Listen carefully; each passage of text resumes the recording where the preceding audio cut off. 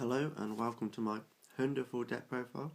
Get it? Hunderful? Because this deck profile contains Mahunder and Pahunder. I'm so funny. Anyway, this is, it has our Hunder engine. It's like my other deck profile I did a while ago. But instead of pairing it up with Battery Men, I'm pairing it up with the Watts. I think Watts work as a very nice rogue deck at the moment, mostly because most of the meta doesn't run much back row at the moment, especially like Shadows. So I think Watts really don't care about front row because they can just stall it out and then attack your opponent directly. So the main threat Watts have is being stopped by traps when they attack.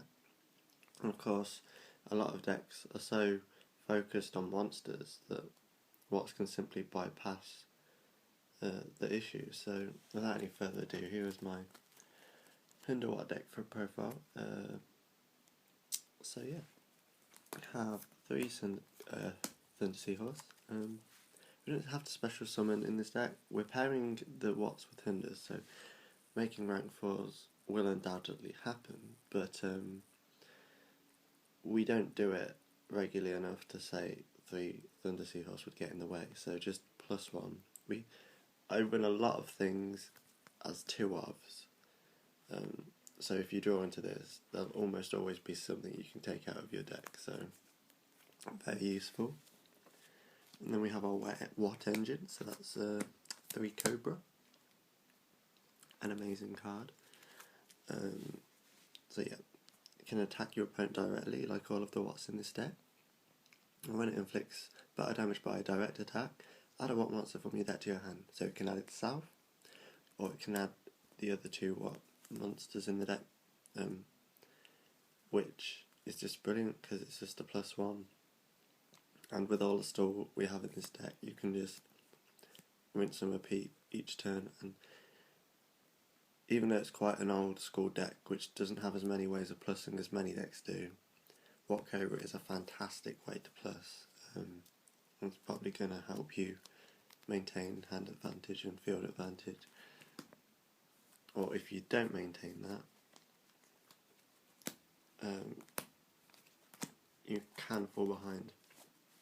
And have 3 Wattgiraffe. Very hard to get a hold of nowadays, actually. But yeah, when this card attacks directly, again, it's a direct attacker like Wattcobra, but when it does attack directly, your opponent cannot activate spells, traps, or any other effects until the end of the turn. So this means that your opponent cannot do anything main phase 2 of that turn to stop whatever you do. So Wattgiraffe is really good at sort of stunning your opponent, because if they don't want to waste their cards on dealing with this main phase 2, you can make them pay for it. Like let's say you didn't normal summon main phase 1, you can normal summon main phase 2. If your opponent has more cards, you could make an exit on play, and your opponent has no way of stopping it because this has stunned them. Someone on a forum reminded me of that actually. So yeah, it's just very nice stun aspect, but failing in that, it has 1200 attack, so as far as chipping your opponent's life points away goes, this is your best guy. We then have 2 Wattpheasant. Running 2, so Seahorse can search him out, even though most of the time I would just be going for the Wattcobra.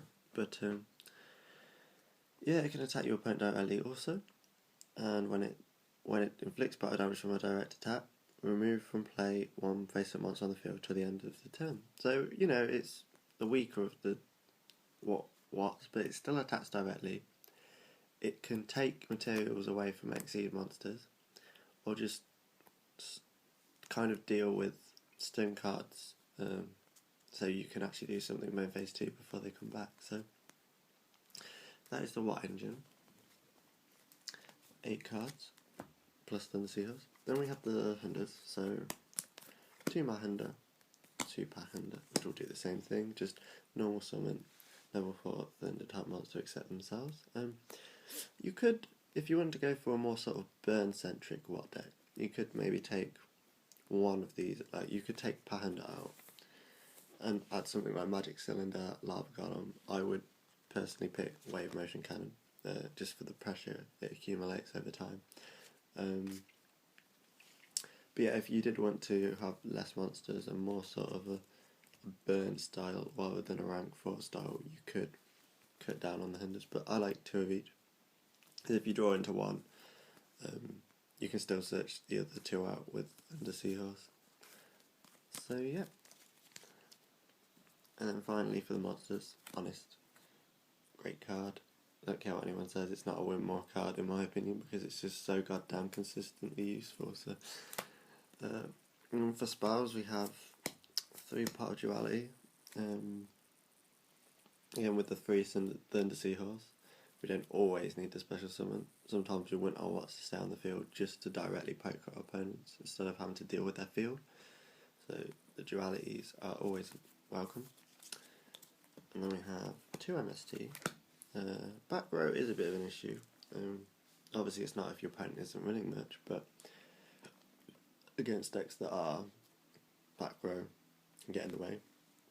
2 MST and then 2 Forbidden Lance, because for example, if your opponent tries to destroy your Wattcobra, you can lance it. It will still have 200 attack.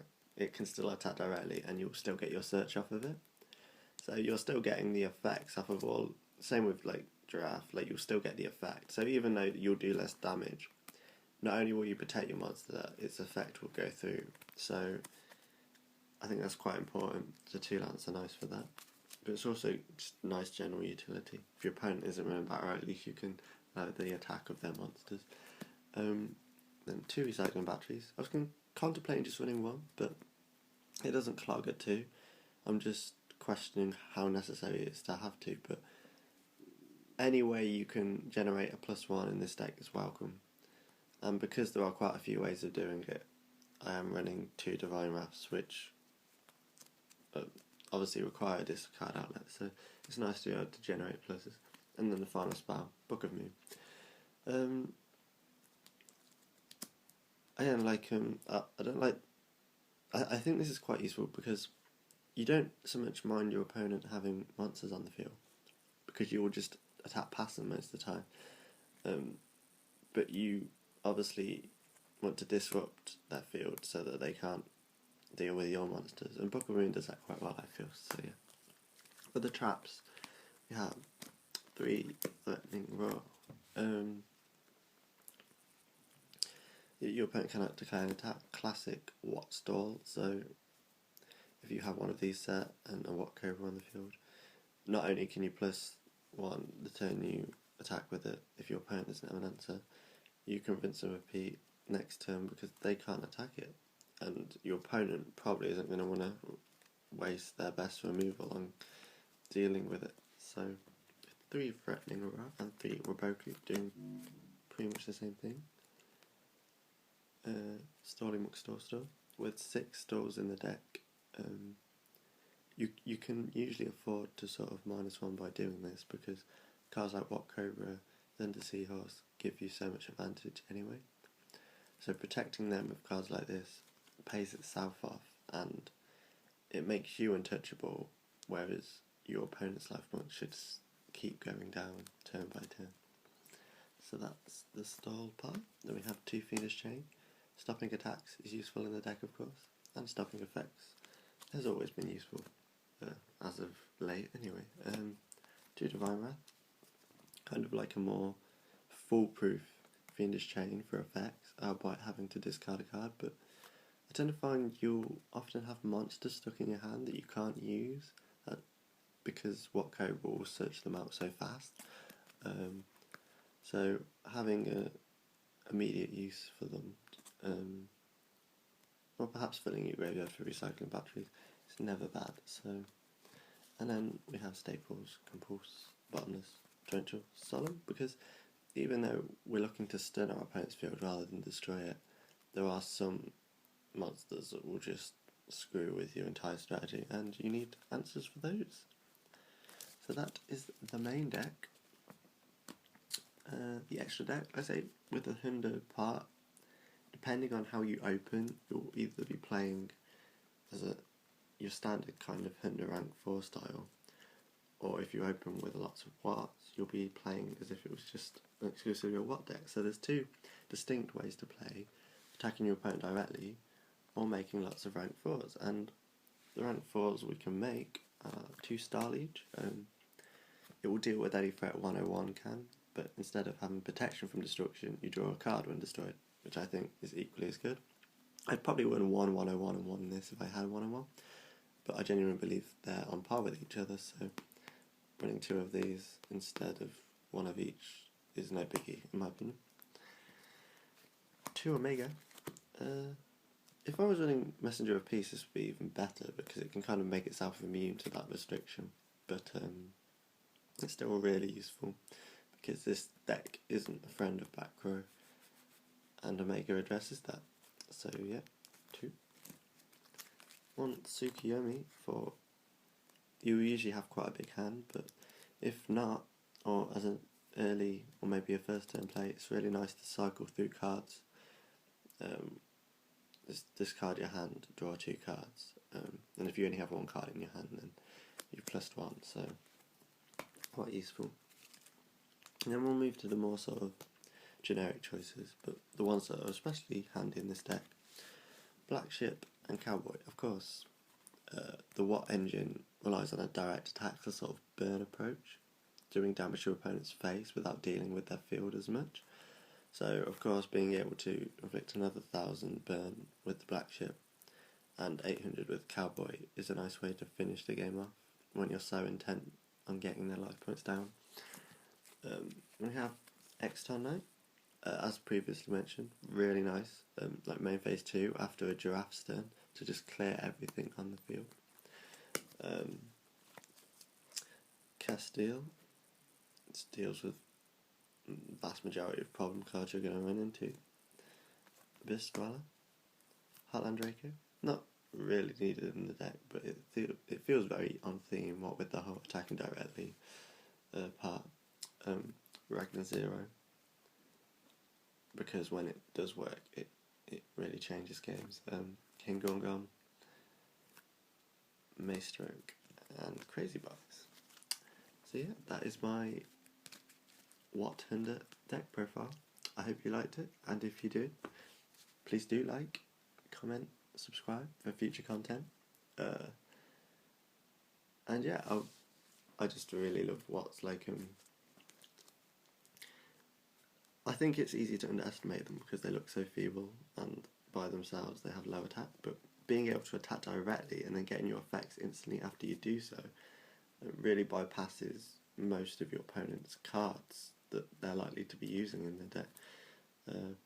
And when they can't actually strike back on their own turn, thanks to Threatening Wars and Wabokus, it really does make your opponent very annoyed. So yeah, thank you for watching, and I shall see you next time.